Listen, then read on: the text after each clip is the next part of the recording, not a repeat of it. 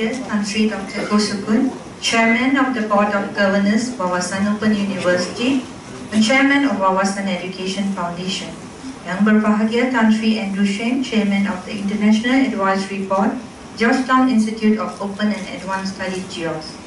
Yang Berbahagia Dr. Sri Stephen Yap, Chairman of WOU Sunjan Berhad, Dr. Changyang Rhee, our distinguished speaker, the delegation from Bodhisattva University, Thailand, invited guests, management and staff of WOU, ladies and gentlemen. Good afternoon. On behalf of Wawasan Open University, I would like to extend a warm welcome to today's public talk titled Regional Economic Outlook for Asia, organized by the Georgetown Institute of Open and Advanced Studies, GIOAS. Thank you all for your attendance and support this event. For your information, GIOAS is an initiative launched by the university, and it aims to provide a platform for leaders and thinkers from diverse fields and background to share and deliberate over ideas for the advancement of openness to forge a more knowledgeable and harmonious society. Now, ladies and gentlemen, without further delay, I'm pleased to invite Yang Berbahagia, Tan Sri Andrew Sheng, the moderators of today's public talk, to introduce our distinguished speaker. Please welcome Tan Sri.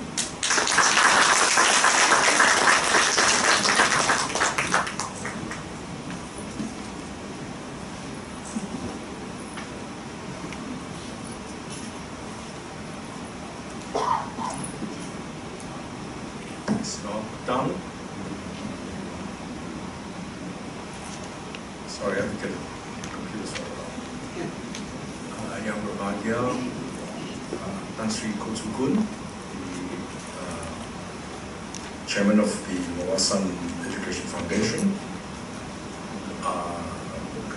Kunji Walai, His Excellency the Consul General for Thailand, Dr. Sri Stephen Yap, Chairman of the Management Board of Wawasan Open University. Ladies and gentlemen, 2 weeks ago we had the launch of Georgetown Institute of Open and Advanced Studies, and very fortunately, my very good friend, Dr. Changyang, the Director of the Asia Department of the IMF, has brought 60 over Asian IMF staff to Penang to have a retreat. So we are such old friends that I have twisted his arm to come and give you the latest information on the regional economic outlook. As you know, the Davos meeting is going on right now, and the Managing Director of the IMF, Christine Lagarde, is already making the presentation of the views of the IMF, and they've just done a renew. But let me say this. Dr. Rhee is someone which Asia is very proud of. He is one of the directors of the IMF, that means in charge of the Asia department. He was educated at Harvard University with a PhD, an undergraduate from Seoul National University, one of the top universities in Korea. I met him when he was the vice chairman of the Financial Services Commission in Korea, when I was at the Hong Kong Securities and Futures Commission. And you know, he went on to there to become the Sherpa of the presidential committee for the G2010 G20 Seoul Summit. That means he's coordinating all the top guys in the world for the summit in Seoul, G20. Then he was chosen to become the chief economist of the Asian Development Bank, whom you all know, very important institution of which Malaysia is a member. And from there he was handpicked to become the director of the Asian department of the IMF, one of the biggest departments, by the way. So without much further ado, let me welcome Dr. Rhee, and I'm sure you will hear a very comprehensive and insightful discussion. Changyang.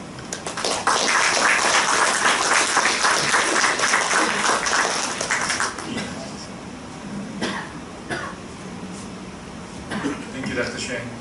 And it's my great honor to visit Wawasan University in Penang. And also, I have to thank you, the chairman and many professors and distinguished guests here.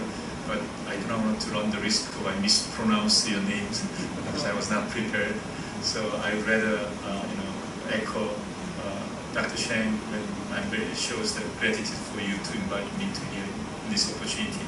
And also, I'm very glad to see the students here. I was a professor at in US and also Seoul National University quite a long time ago. So whenever I come to the campus, I'm very much rejuvenalized and energized and very happy to be in the campus again. Today, the timing is quite good because as Dr. Cheng mentioned, our managing director, Madame Kristen Lagarde, gave a global outlook on our new update a couple of days ago at Davos. And what I'm going to cover today is probably focus more on the outlook for Asia region and then talk about some key messages that she delivered in Davos.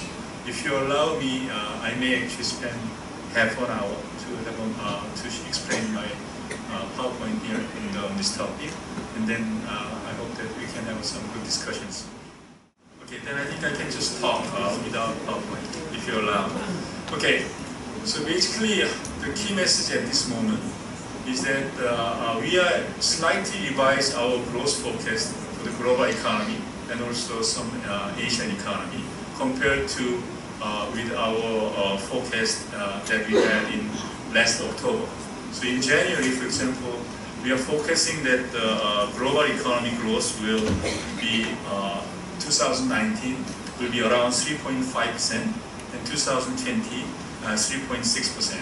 And our forecast for 3.5% of the global growth was it revised down from 3.7% in last October. So it's 0.2% slowed down. So the key message is that we are assuming that in the last 2 years, global economy shows some sign of the growth and robust growth, but somehow this year we are expecting that the growth momentum is weakening, and then we revise down the global growth rate by 0.2%. In the Davos, there are many questions whether IMF is focusing that global economy will have a recession, and our MD made it clear that we are not focusing the global recession at all at this moment. In the last couple of years, after the global financial crisis, finally we see that the global economy is growing, is coming on, trade flows are increasing, we see some sign of the recovery and the growth, but somehow this year we are seeing that the growth momentum is slightly weaker than what we have expected in last October. That is the first message. But the problem is that the second message is that sentiment is much worse than actually these numbers show. So 3.5% growth rate in 2019 is not a low number. I think it's an okay number. But if you look at what financial market has behaved, especially the stock market in the last couple of months, actually across the world, many financial assets actually significantly the price has reduced. For example, equity in China, stock price in China dropped 20%. In US, S&P indicators always dropped close to 10%. And many risky assets price has plummeted. So the second point we are making is that compare with the growth number that we have, the market sentiment and also investor sentiment is quite low. So the real puzzle is why that is the case. And we believe that's because of the downside risk at this moment is much higher.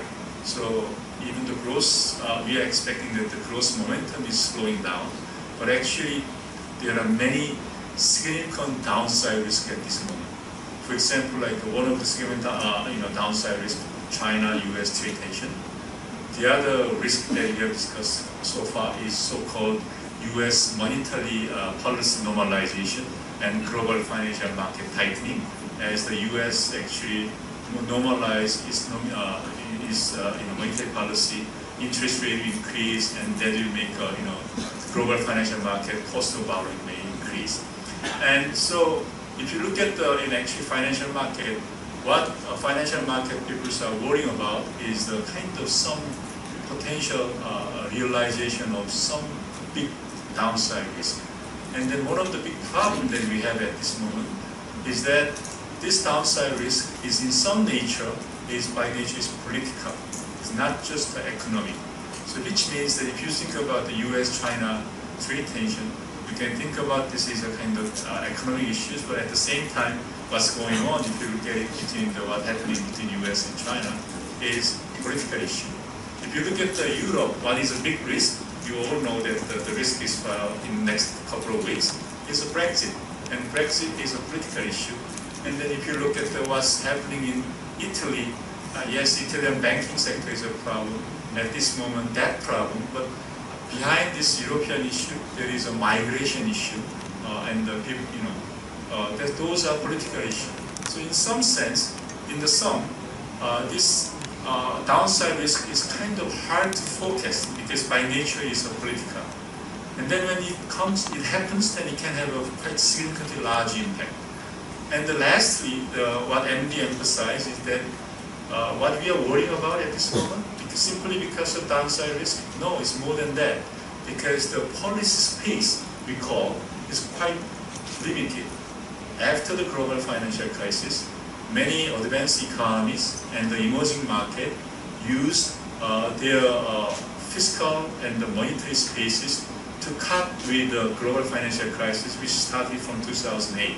So if you look at now, many countries already use their fiscal resources. So when the next downturn comes, it's kind of hard to use and rely very much on the very aggressive expansionary policy, fiscal policy, because their debt level is quite relatively high.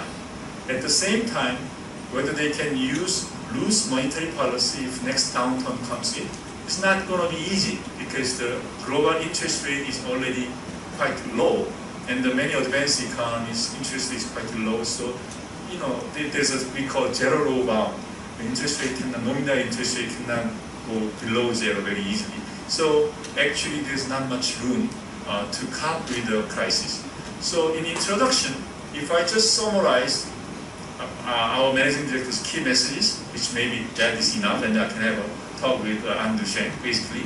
But the key message is that, okay, global growth, even though we slightly revised our growth focus now, global growth itself as of now seems okay. Global economy is recovering.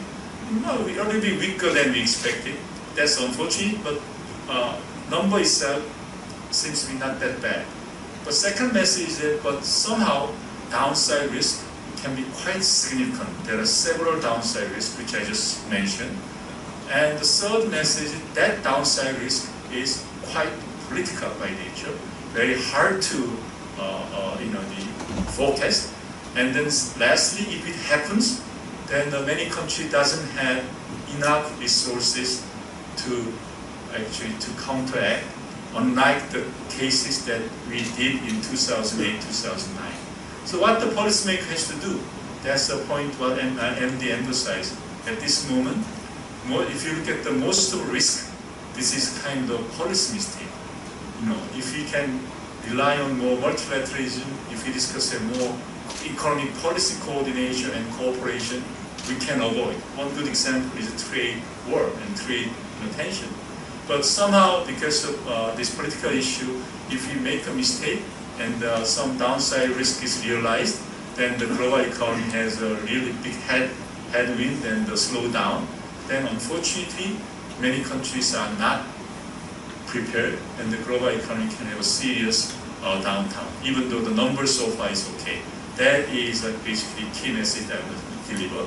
And with that, let me go a little bit one by one, so that I can explain a little bit more. So let's focus on the two key risks that many people are talking about.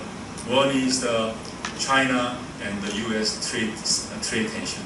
And then second risk I want to talk about is U.S. monetary policy normalization and tight global financial market. And then let me a little bit mention about the political risk in Europe and others.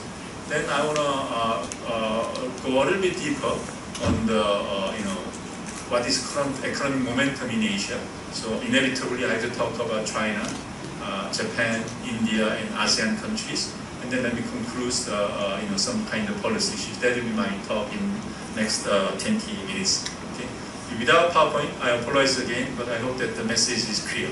So let's go. Let's cover the big downside risk that I mentioned. So if you first on the U.S.-China trade tension, allow me. I don't know how it's going to be happening. Okay? So we are all was kind of the in end of November in G20 meeting in Buenos Aires. I was very happy to see that President Xi Jinping and President Trump at least have a 90 days truce. So they just have a talk in January in Beijing. The U.S. delegation visit Beijing and have an initial talk about what can be a solution. And the news that we are reading is quite promising. So it's much better than before. And then the top officials of China delegation will visit after this Davos. They probably next week. I think they visit the Washington D.C. to have another round of discussion. Mr. Lu will visit in Beijing. So who knows? We really hope that they can agree on some mutually beneficial agreement so that this trade tension won't escalate. Why? Because we have some simulation in the fund, and what will be the impact of this trade tension in the global economy. I can't show the chart, but it is in our home pages. You can always download that chart. We analyze some worst scenario in our case. Worst scenario means, as of now, between U.S. and China, there is a kind of 10% tariff on about 250 billion packages of the Chinese export to the United States. And Mr. Trump actually threatened China that he will raise this tariff rate from 10% to 25% from January 1st, but that was kind of postponed because of this 90 days of truce. And it may actually, if there's no agreement, it may increase to 25% as of March 1st. And together with that, Mr. Trump said that the additional 267 billion package will be subject to the additional tariff of 25% if the deal doesn't go very well. So if we assume that something goes wrong and this whole, the whole packages, 250 currency one and 267 billion dollar packages as a problem, and then also if you believe that there is a pending issue of auto tariff. Okay, let me just finish it. Auto tariffs between Europe and US, all these things. If that happens, the impact can be quite large. So why don't I wait this memory chip and show the PowerPoint chip? Okay, can I just okay, so let me continue. So it's about the trade tension. We analyzed the impact of this trade tension using the three different channels. The first channel, which is marked by green bar, the blue bar is so-called trade channel. Basically, it analyzes the impact of the import and export slowdown and what will happen to the investment, consumption, and then the growth. That shows that, but that is called trade channel. And the red bar, which means the financial channel, means that when this trade tension happens, the business costs will increase, stock price will go down, borrowing costs cannot go up. So this financial channel captures the impact of this trade tension through the financial market, which will result in the increase of the borrowing cost. And then the confidence channel, which is marked by yellow, means that when this kind of things, we call in Keynes this is animal spirit. Investment spirit will go down because there are uncertainties and breakdown of supply chain. So investment can significantly go down, and irrespective of cost of borrowing So through the financial market. So this confidence channel is basically capturing the reduction of animal split and investment drops based on that. So if you look at in this case, this shows what will be the maximum, growth loss, maximum loss of GDP in the peak when this, trade tension escalate in the worst cases. The worst case means I'm assuming that this additional 267 package will be under tariff. There will be a car tariff between the US and Europe and Japan and others, and the other country will retaliate to the US. So this is kind of, you can think about this worst scenario, what we can think of as of now. And as you can see that the impact on China can be as large as 1.6% of GDP. The China growth rate, for example, if China's growth rate is only 6.5%, that means trade channel alone can reduce China's growth rate to 5%, which is quite low. Right? And the US, the impact can be close to 0.8%. So US also hurt very much either. And then the other countries can also be hurt. Malaysia cases, I think its amount is about minus 0.6 or 7. But interesting thing is that if you look at the China, the trade impact, which is blue bar, is quite large.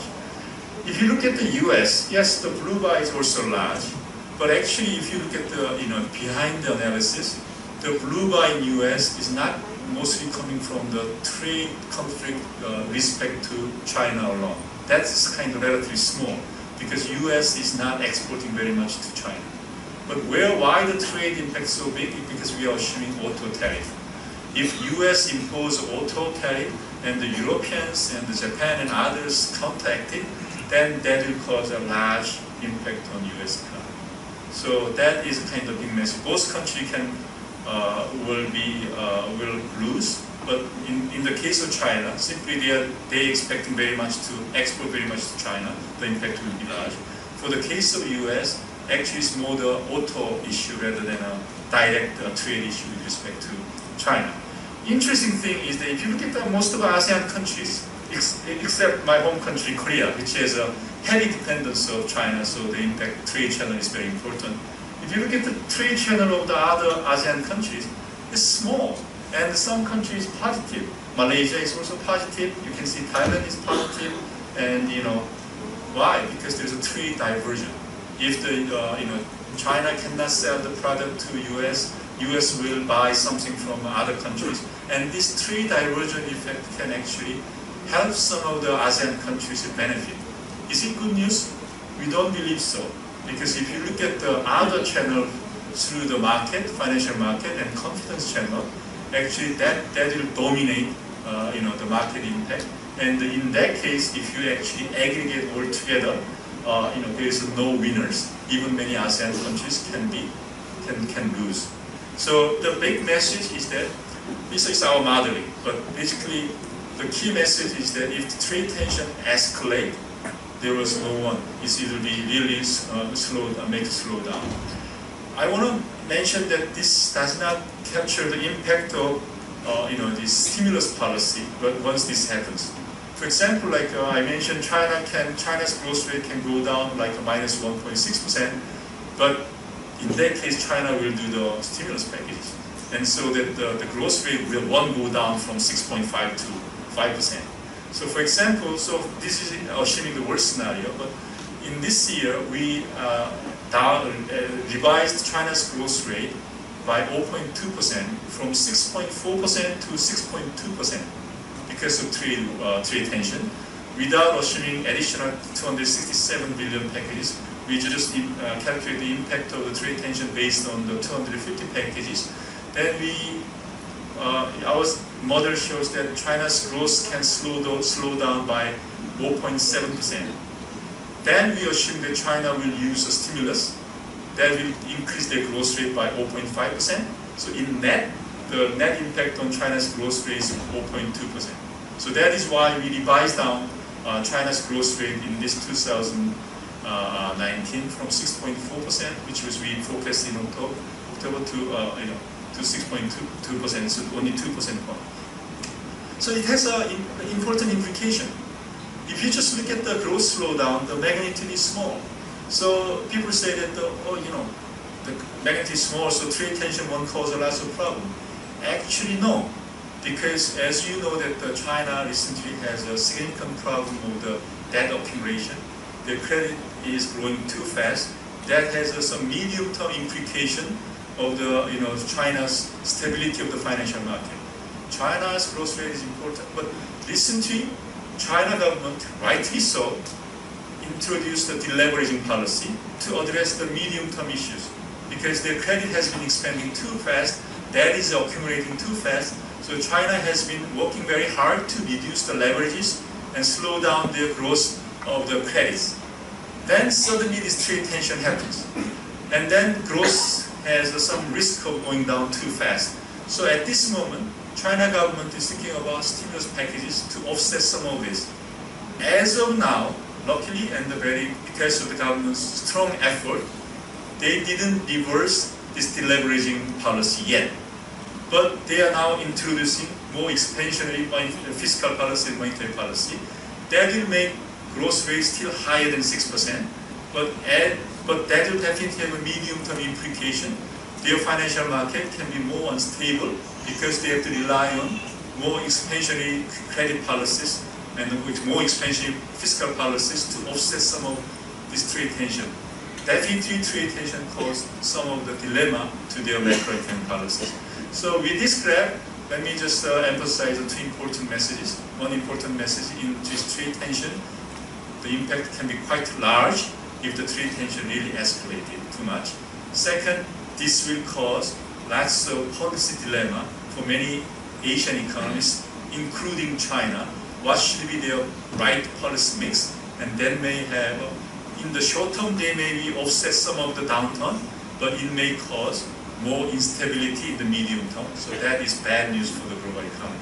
So overall, since there's no winners in this trade war, IMF strongly believe, and our Madam Nara strongly believe that the country has to de-escalate the trade tension and has to come up with some mutually beneficial solution to address this this trade tension.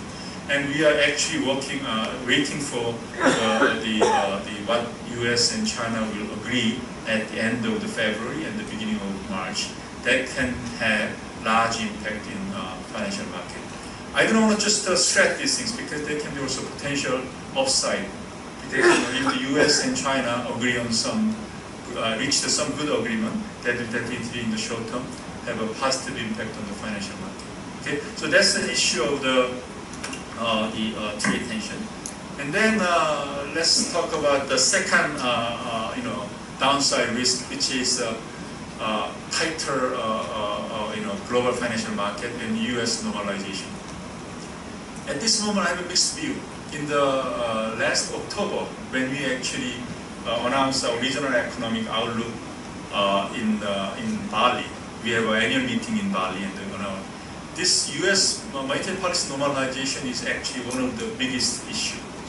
And the Malaysia case, you are relatively quite resilient, and Thailand was also relatively resilient because Thailand has a large current account surplus, and Malaysia also has a current account surplus at the time. But if you remember, your neighbors, Indonesia, Philippines, India, let alone the other emerging market, outside Argentina and Brazil, Turkey. In around October, I don't know whether you students remember what happened last October. It's quite a few months ago, but global financial market was in turmoil, and many emerging market has lots of pressure on their currencies. Why? Because at that time there is a high expectation that U.S. Fed will increase interest rate with the normalization. At least in 2019, the market believed that the U.S. Fed will increase at least 3 or 4 times of the federal fund rate in 2019. Together with higher interest rate of U.S., there will be a dollar appreciation. Together with the dollar appreciation, there will be a capital outflow from the region. And the countries who doesn't have many reserves or some higher debt denominated by the U.S. dollar can actually have a larger pressure. That was a kind of market sentiment, and that there was a kind of attack even for Indonesia rupiah. Philippine rupiah was kind of depreciated quite significantly. Indonesia rupiah depreciated. India rupiah has been depreciated. appreciating. So you remember around that time. But actually after October, two things happened. One is that oil prices actually dropped quite significantly. Because as I mentioned in the beginning, global economic outlook shows that the global economy is slowing down. So together with the global economic slowdown, oil prices, which was very increased quite rapidly in the May, June, August period to $80 per barrel. Now the dollar price, the oil prices dropped by below $66 per barrel. It has a mixed signal. So oil exporters, including Malaysia, maybe not, it's not a main not necessarily good news, but many Indonesia and many oil import countries, Indonesia, India, and their current accounts significantly reduced, and that really helped to stabilize their financial market. So oil price decline actually helps some of this emerging market pressure. The other news is that together with the slowdown of the growth in the slightly in US economy and Europe and others, the Fed becomes a little bit more dovish.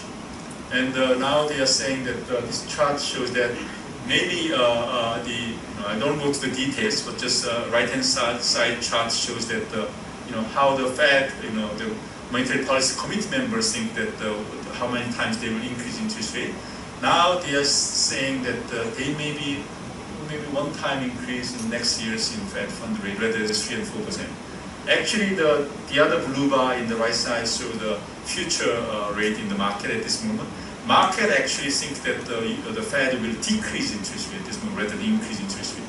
So, in some sense, the speed of US monetary policy normalization is now much more slower. And then with that, I think the assumption that the dollar will appreciate very strongly is a little bit in doubt.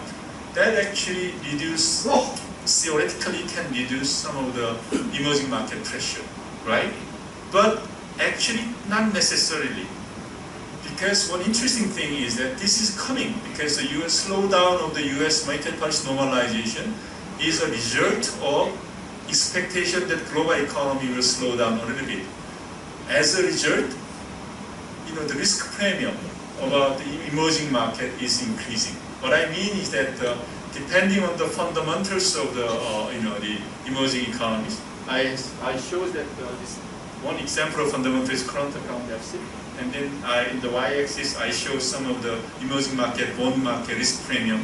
As you can see, when the current account is more in deficit, we see that the emerging market, the country which has more large current account deficit has a higher risk premium. So even though the point is that even though US, the interest rate will probably increase slower than we projected in October, may go slowly, the gap between US economy interest rate and the emerging market, the country's borrowing cost, depending on the country, it seems to be increasing. And so in the last 1 year, the emerging market risk premium increased more than 100 BPs, for example. So basically, what does it mean? Yes, globally, I think compared with our focus in October, the global interest rate may go up relatively slowly. That will reduce some pressure on the the dollar appreciation and the capital outflow, but that does not necessarily apply to every country. Now this market is differentiating which emerging market has more problem, and when the global economy is slowing down, those countries which is weak fundamentals can have more difficulties. So the risk premium of that country is increasing. So one message clear message that we want to deliver is that even though US Fed start to increase interest rates slower than before, the emerging market should not be complacent because of slowdown of the global economy. Risk premium is increasing, and depending on your fundamentals, and you may be have a same difficult period down the road. In that sense, I'm very proud. If I look at the market fundamentals, compare with other emerging economies in other regions, I do not mention the country name, but you can see what country I have in mind.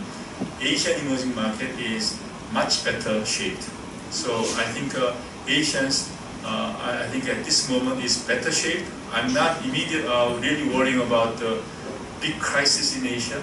So Asia has some room that you can manage these difficulties, but definitely now Asia is focused on how to improve their market fundamentals better to avoid any potential risk. So that's what our MD says, that many Asian economies, MD say most every emerging market, but in my view, Asian economies has to fix the roof while the sun is shining. So that's kind of second issue, global financial market tightening. Okay, and then when I'm talking about global financial market tightening, actually the tightening does won't just affect emerging market. This graph is a little bit more technical. This bar shows called how large is the so-called leveraged loan. The leveraged loan is, in terms of special jargon, is the kind of loan extended to the company whose credit rating is very low.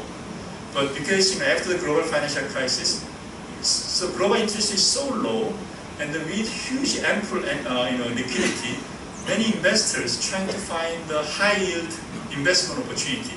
So as a result, many the advanced economies banking sector actually give a loan to the company whose credit rating is quite low, and that actually increase. If you see the graph, if you look at 2008, after the crisis, everyone becomes risk averse, so it's really primitive, right? But then, as the low interest environment continues, this leverage loan start to increase. So if you look at the currently, the amount of leverage loan is as high as just prior to the global financial crisis. And then, after the global financial crisis, we really regulate the banking sector very much. So on the right side, what we are showing is this leverage loan is kind of securitized and sold to the market, and lion's share of this leverage loan is owned by the non-banking financial institutions, such as insurance, hedge fund, and also some institutional investors. So when the actual global interest rate increase is not just for the emerging market, the advanced financial market can be negatively hurt. So that is why we are worrying about it.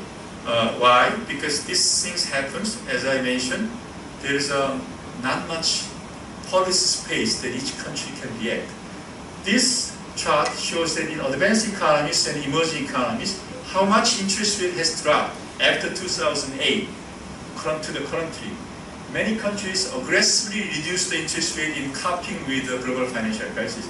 In advanced economies, you can see that the interest rate really dropped quite significantly, but also in the emerging markets, the interest rate has dropped significantly too.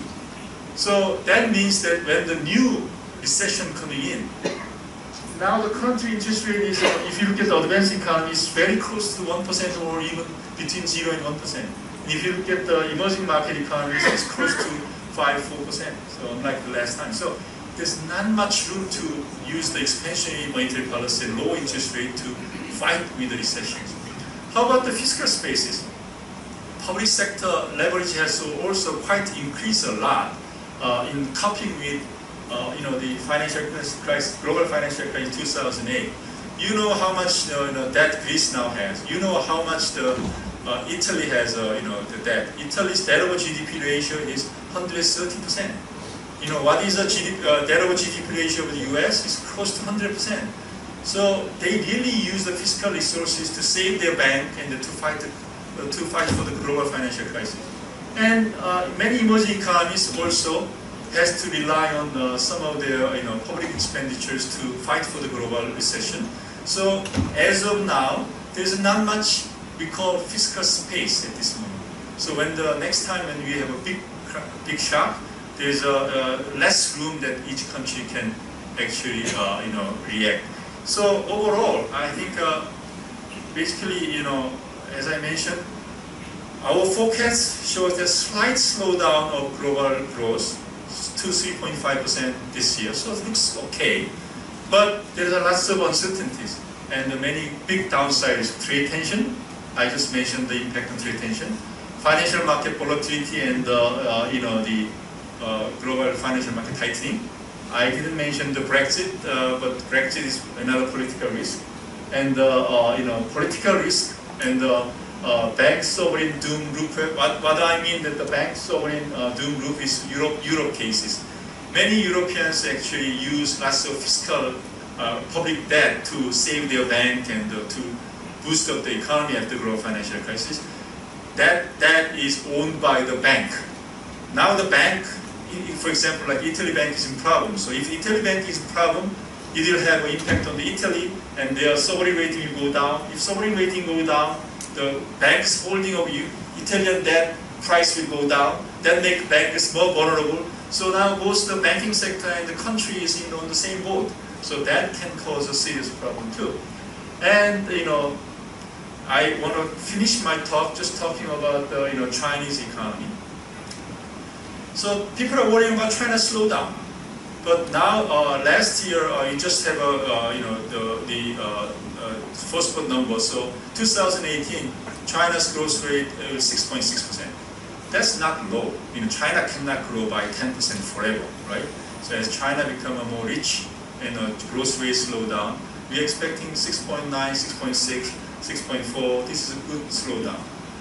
And last year's slowdown to 6.6%, we thought this is a very desirable slowdown because the main reason for the slowdown of 2018 in China is simply mostly due to their political effort to deleverage. As I mentioned, China's growth recently has been led by the too much credit expansion. So China, intentionally to contain the financial risk, and they really start to reduce the credit expansion. Unintentionally, they just realized that it has a larger impact on private sector rather than public sector. So they, that was the main reason for the slowdown. Actually, it's for the trade tension. Before the trade tension escalate, they tried to export more. So we call this front loading. So if you look at the data up to November, trade tension actually didn't have much impact on China's growth rate. But what we are worrying about is, together with this slowdown and the trade tension escalation, then China can be significantly hurt, as my graph shows. And then China has a room to offset it. So we don't expect China's growth will plummet because China has many tools to offset these things. But what does it mean? What does it mean for the medium term? That means they have to rely again on the fiscal stimulus and the credit expansion. We prefer they want to use fiscal space rather than monetary spaces, but then make the China's medium-term financial stability a little bit more tricky issue, and then make their short-term the monetary and fiscal policy management is more hard. So at this moment, I want to just differentiate the slowdown of China economy in 2018 and the potential slowdown in 2009 differently. Up to 2018, the slowdown we believe is a very desirable course. But from now on, what will happen to China's slowdown? And if the trade tension escalate, that is a kind of million dollar questions we have to really watch for it because it has a large spillover. So together, I spent my 30 minutes. So basically, key message: growth number looks okay, but sentiment is very bad because of the large number of huge potential risks. And unfortunately, these potential risks are all by nature is political rather than purely economical. And if policymakers make a big mistake, it will be a big problem because we do not have large room to cope with another slowdown of the global economy. So that is why we actually urge global policy leaders to be reasonable and then resolve this issue in a more harmonious way. Thanks for listening.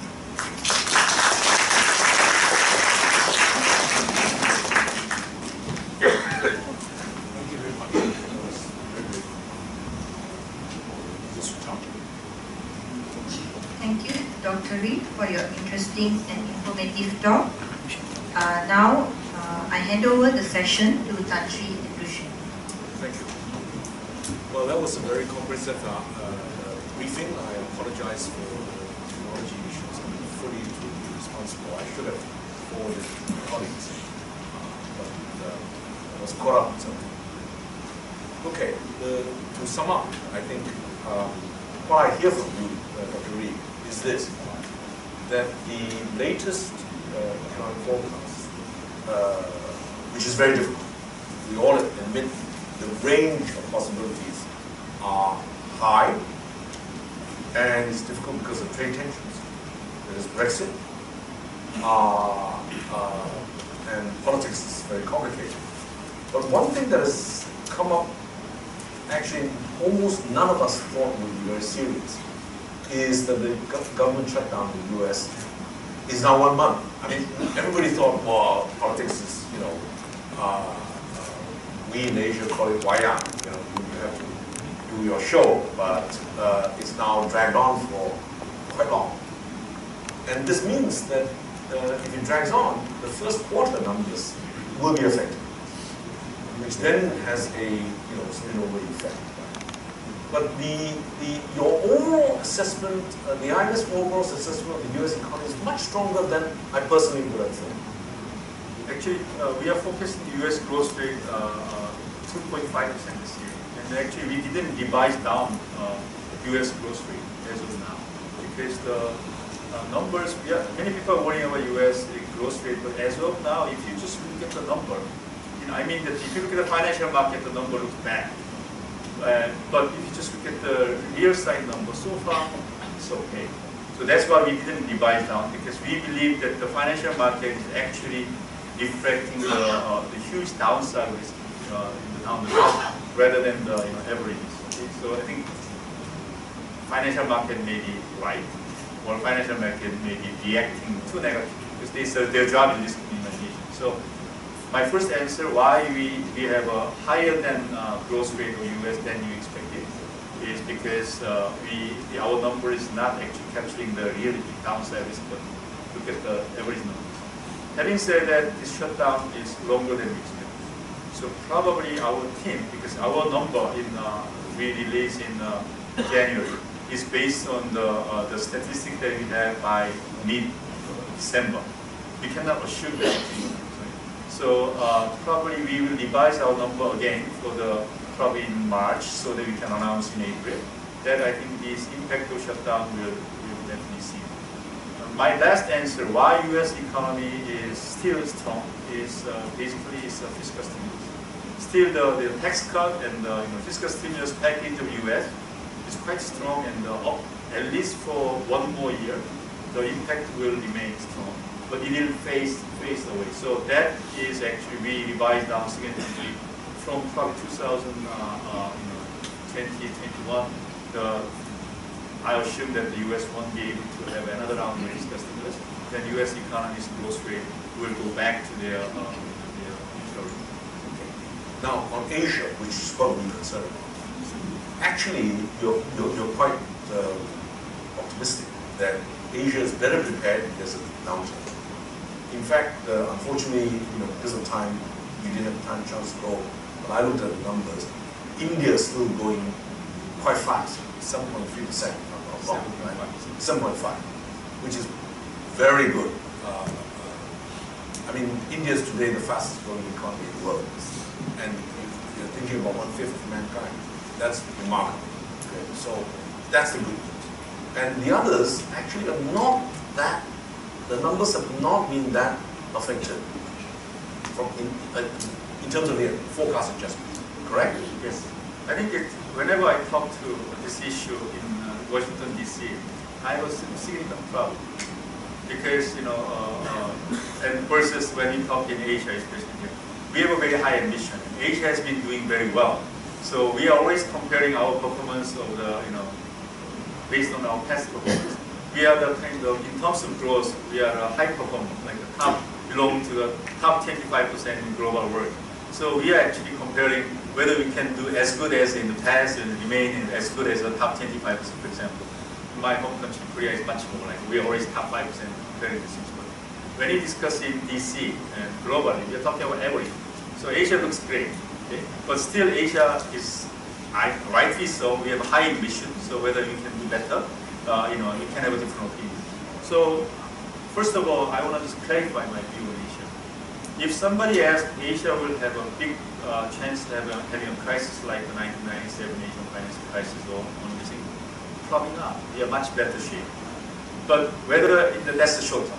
But whether Asia can be as high stellar performer in terms of growth, my answer will be different across the countries. India definitely yes, because I think their income level is much lower. There's a large room to catch up. So I think whatever happens, unless the India government make a mistake, but recently India government actually do the lots of good reform. So I'm very positive that even in the medium term, India will grow robust. ASEAN countries, can you maintain this growth momentum and do well? I would still. This is not a short-term issue. One risk is China. If China somehow slows down significantly, you will be affected. But much more than that, actually, you are reached the middle income level. From now on, whether you can actually have a higher growth rate, I believe that's the data. You have to maintain the robust growth momentum well over 5%. So in the next couple of years, you will continue to so.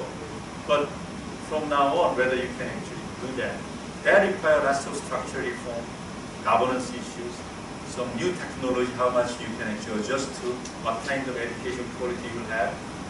I'm positive, but I'm not that positive that everything will be resolved soon. If you come to my home country, I'm a little bit more concerned because we are the technology leader over things.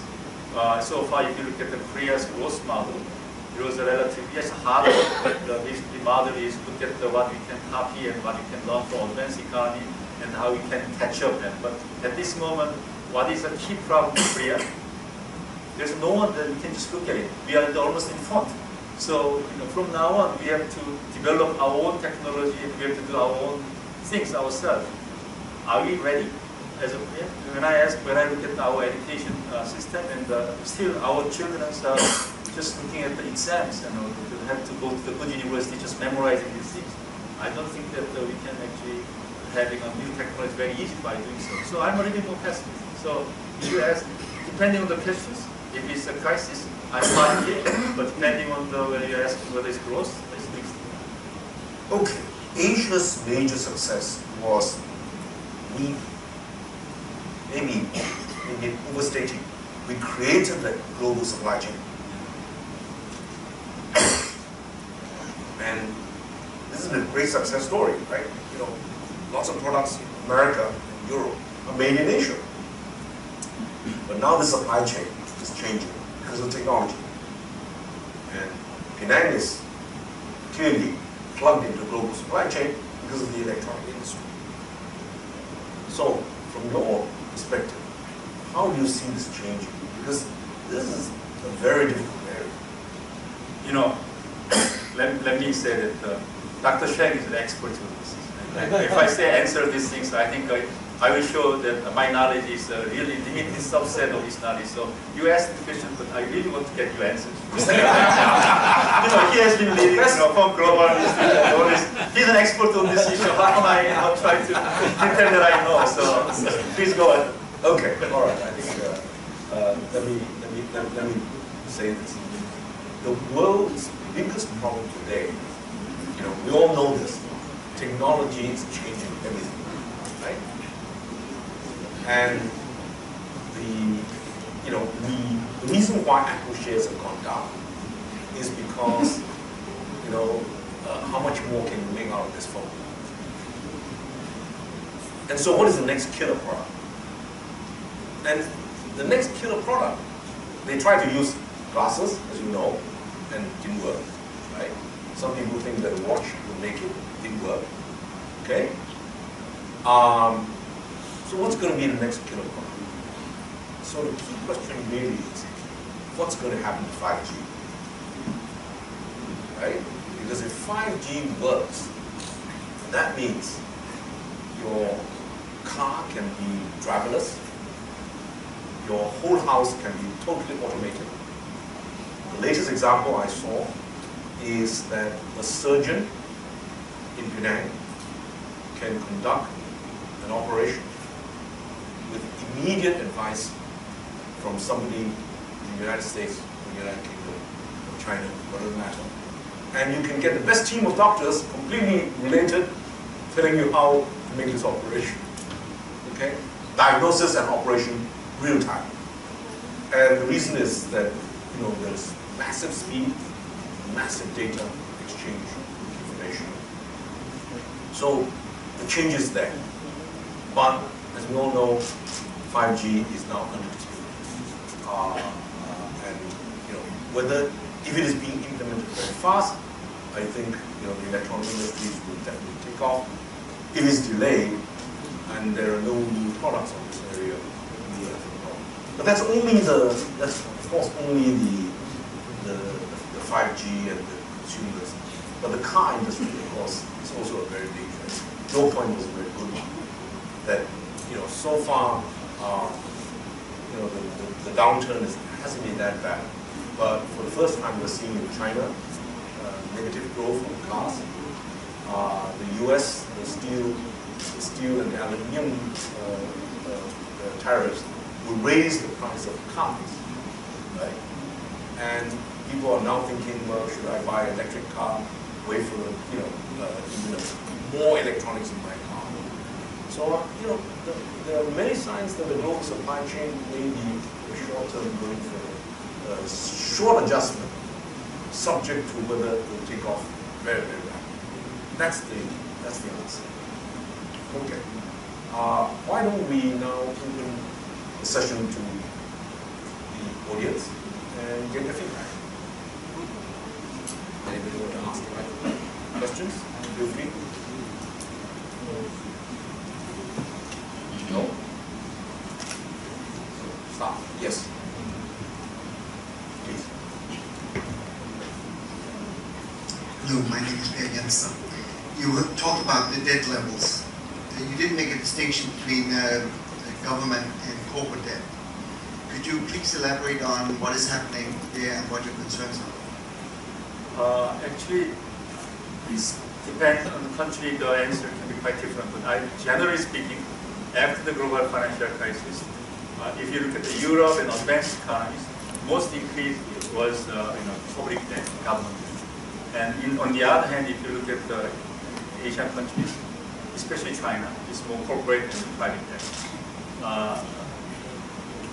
But in some sense, I think the nature is different. But still, when the interest rate changes, the impact is quite similar. And then the fact that Asia heavily rely on the, corporate, public debt is in some sense, corporate debt increased quite significantly. Is also, the other side of the coin is that there's not much the public services for the social safety net and other things. Because if you look at the many European countries, actually where the public debt is used is to build the social safety and other things. So if you look at it, actually Asia, when you say, oh, Asia doesn't have that much public debt, so it's okay. Not necessarily, because of the low public debt level, many Asia's like social safety debt level is quite low. That has a potential to have a more income inequality problem in the down the road. So the interpretation can be quite different. But if I back to your question, in general, this public debt is in advanced economies and mostly private and corporate debt in Asia. Anybody else? Yes. Yes. 2 persons. Mics. C.S. Lee, you mentioned about debt to equity, 100%, 130%. But Singapore also have a debt to equity which is quite high, but they are not worried because those that are incurred to project to generate income. So what is the view of this? Yeah, I think this is an issue. And why the IMF just look at the debt side, and why don't you just look at the asset side too? So then you can. So I think I try to have a good answer. But if you always believe that you borrowing is a good thing as long as you use it wisely, and then your investment already successful, then you don't need to worry about borrowing. But the history shows that once you have a large amount of debt, if something goes wrong, it can really goes wrong, and also it's not just for the level of debt, it's speed of the accumulation. So actually at this moment in Asia, as I mentioned, if you look at the public debt, corporate debt, I'm a little bit more concerned with the speed of debt accumulation rather than just the debt level. So, my first answer is that Singapore is well managed. That's what I already appreciate. Singapore's government officers and management efficiency is quite high compared with others. But I think can you always guarantee that your debt will be wisely used? So that's the first question. So maybe for the risk purpose, probably you have to maybe better to contain something level of debt. But at the same time, when the debt is really accumulating quite fast, then it's a good sign that you need to be worried. Person behind. My name is Chua. Trump's effect on world economy is it good or bad? And is he making America strong or weak? Thank you. I think I'm going to answer this question from a historical perspective. You know, there is a standard historical view that what we see is natural. That means the advanced countries have always been advanced. If you step back 400 years, the most advanced countries were actually in Asia, right? The West actually was relatively poor, maritime nations, but discovered science and technology. And in what is known as a swerve, in literally 250 years, they overtook everybody. And India went from, second largest economy in the world, went down. China went down. So Asia, China, India, Middle East, and even ASEAN, the Southeast Asia, would have accounted for 50% of GDP 400 years ago. And it went down as low as 15%. And now it's coming back up. So the Chinese growth has gone back into its historical. The Indian growth is going back towards its historical. As I said, it's a miracle that the largest, or the 1.4 billion, growing at 10% on average for the last 30 years, and now down to 6%, which it actually is a miracle. Then the Indians now, at 1.3 billion, so altogether these outperformers, what the McKinsey's report says are outperformers, most of them are in Asia, has brought 1.1 billion population out of poverty. Okay? And then if you look at what has happened to these countries, particularly in Asia, in ASEAN, in Asia, and this is what we in Asia would be very proud of, actually our longevity has gone up significantly, and his life has gone up a lot. The fact that, in China, 40 years ago, some people had to eat by rationing carbs, and today they can eat anything they want, more or less. Okay? Is actually a miracle. So, is it a positive for the world in terms of GDP? Yes. In terms of consumption of global resources, this is now seen as a competition, right? So the current debate is basically, I'll put it very starkly. If every Asian consumes like the average American per capita of natural resources, energy, water, oil, whatever you call it, we need 2 more Earths. Not 1, 2 more Earths. We just don't have the resources. Right? So the issue, the long-term issue that we now face globally is actually whether the rate we are growing and consuming can be sustained from natural resources. We are now seeing this major challenge. So I'm not answering this as yes or no, simply. It depends on whether Asia will now adopt a very different lifestyle from that is what is now happening in America or Europe. That lifestyle of high consumption, is ecologically unsustainable.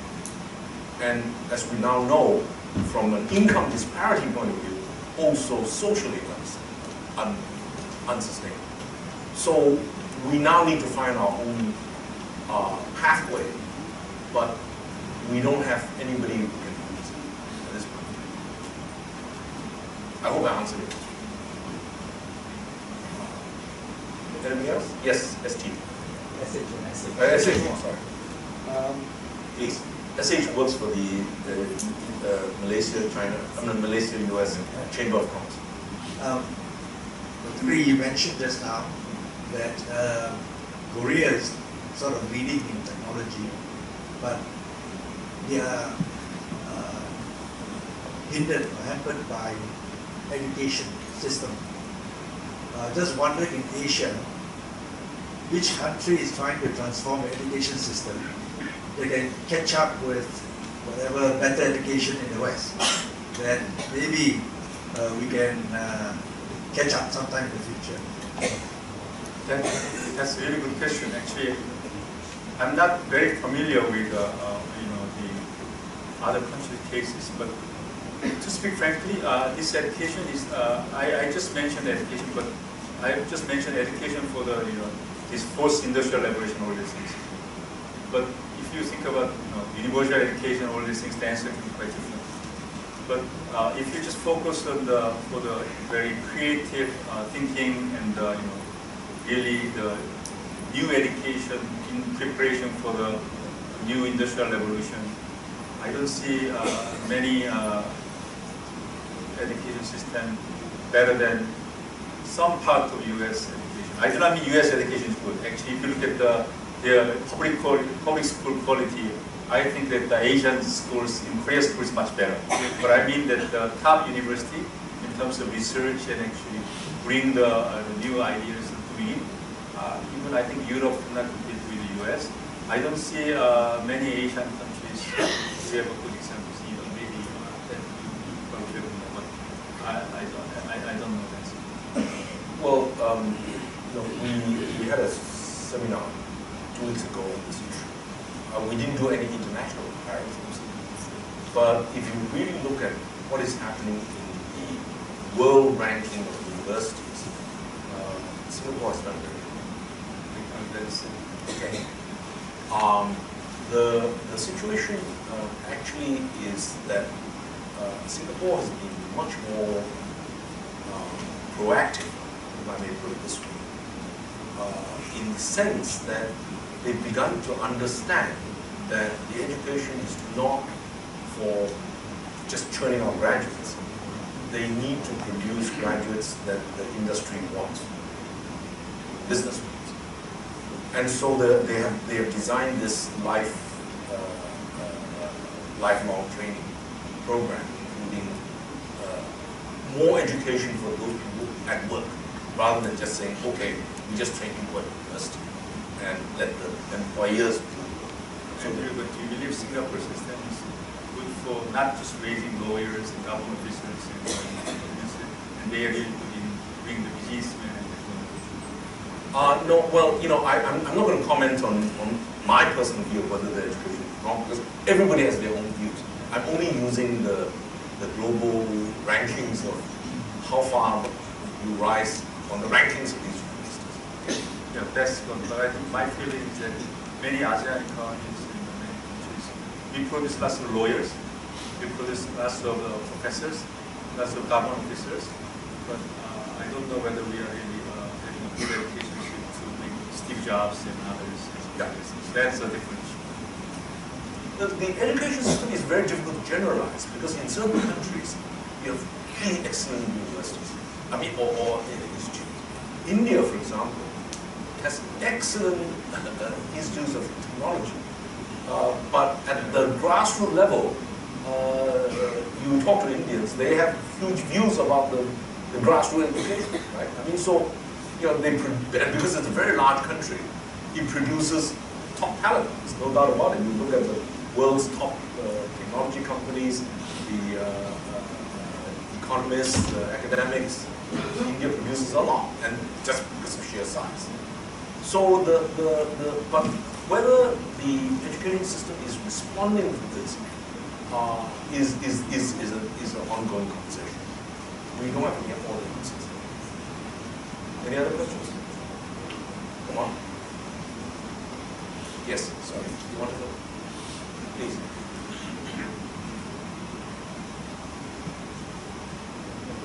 Dr. Shen, thank you for your sharing.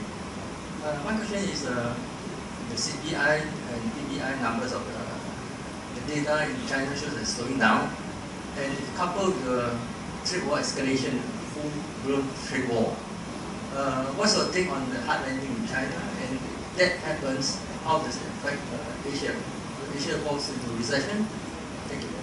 Actually, this number in December actually make us really worried about.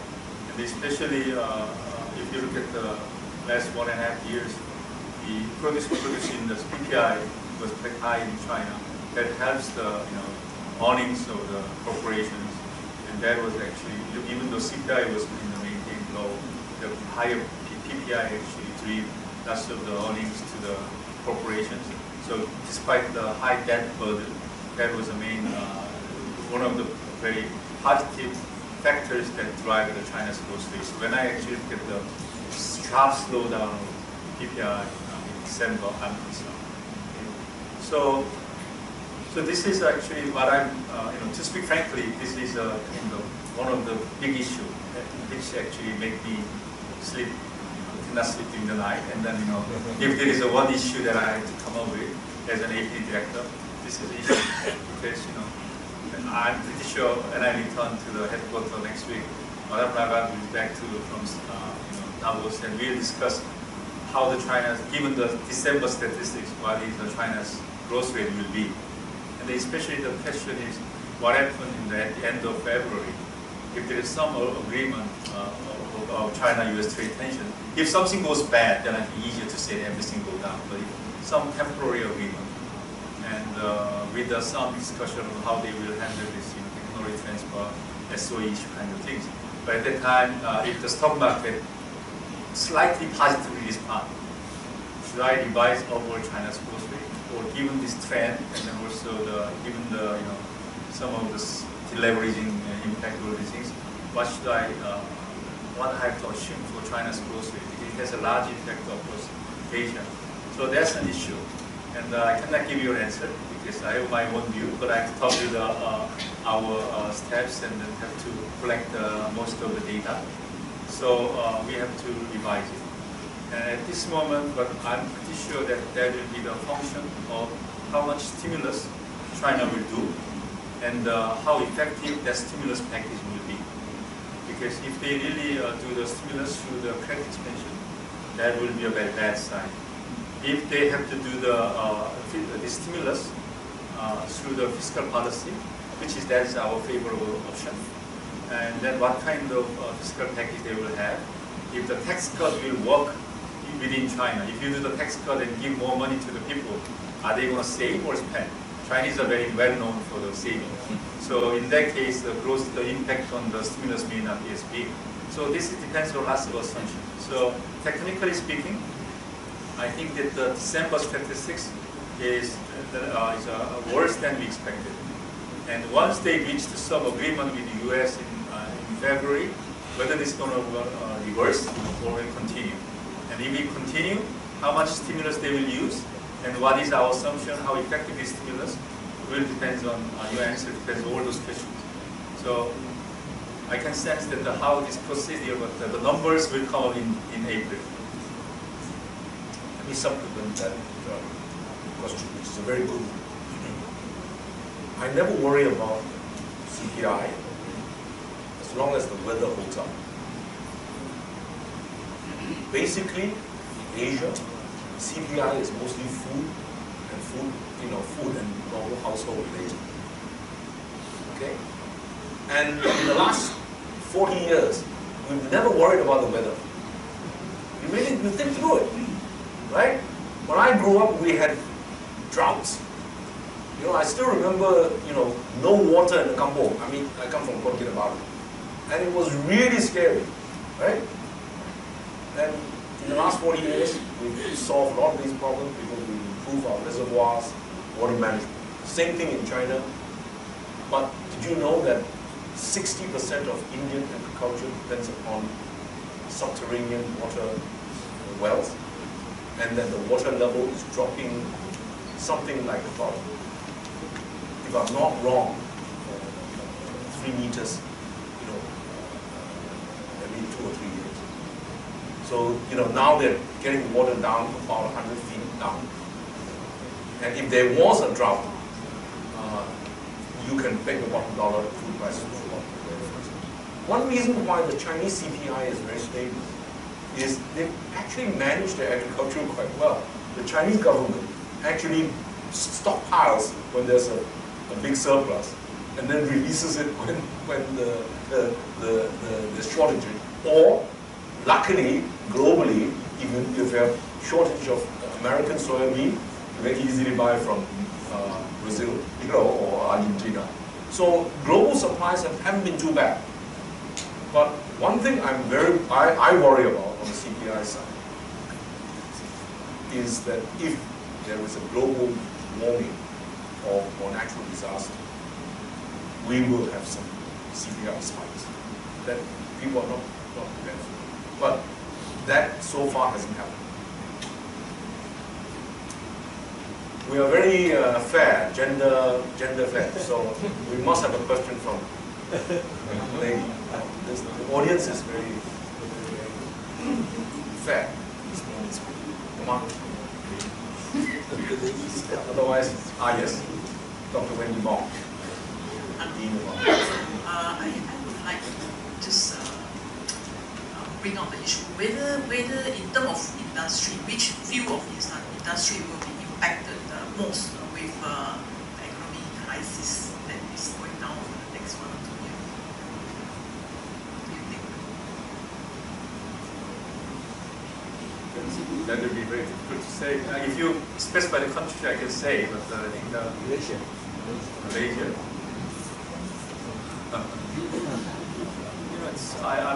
Malaysia, the first issue is IT cycle. So whether this IT cycle, how does IT cycle will behave, and then your export to China. Definitely, your consumer electronics IT cycle, the industry, the global slowdown, that will be most affected. That's my non-expert opinion on Malaysia. Any other views? Questions? No? Everybody very happy? Well, we've already taken up a lot of Dr. Rhee's time. So, on that note, I think we would like to thank Dr. Rhee for his patience. And I apologize once again for not getting a little bit more tonight. But it's very nice to see all of you here. Particularly want to welcome our Thai friends from Chulalongkorn University.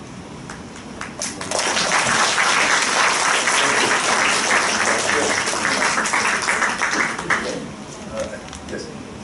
Thank you, Chantree and Dr. Rhee. Before we end, we would like to thank our distinguished speaker with a simple token of appreciation from Wawasan Open University. It's now my great pleasure to invite Yang Berbahagia Chantree Dr. Kor Sukun to do the honor. Please welcome her.